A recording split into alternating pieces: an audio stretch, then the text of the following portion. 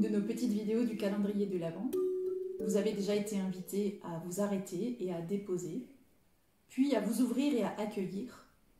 Il est temps à présent de s'orienter et de s'élancer. S'élancer, pour moi, ce mouvement évoque une histoire de l'Évangile que j'aime beaucoup.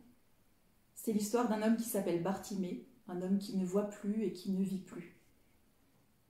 Un jour, alors qu'il est assis là au bord du chemin, il entend la voix, cette voix qu'il attendait. C'est lui. Si quelqu'un peut le sauver, sûr que c'est lui. Alors il s'écrie « Jésus, fils de David, aie pitié de moi !» Une main se pose sur son épaule. « Lève-toi, il t'appelle !» Alors, sans l'ombre d'une hésitation, Bartimée jette son manteau et il s'élance à l'aveugle vers cette voie. Il en faut du courage pour courir vers quelqu'un quand on ne voit pas. Vous avez déjà essayé ? J'ai pu faire cette expérience un jour pendant une formation et je me rappelle très bien la boule au ventre au moment de m'élancer en courant les yeux bandés vers quelqu'un qui m'appelait. C'était vertigineux, mais aussi un peu excitant.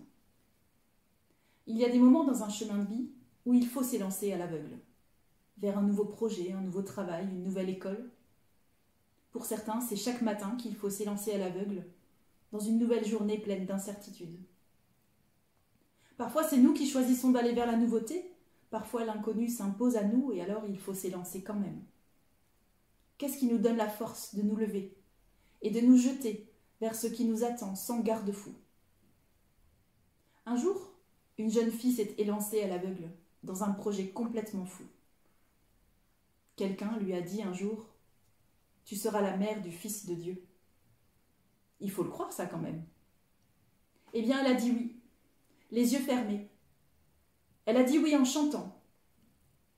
Pour elle, pour Marie, c'est sa confiance absolue en Dieu qui lui a donné le courage de dire oui.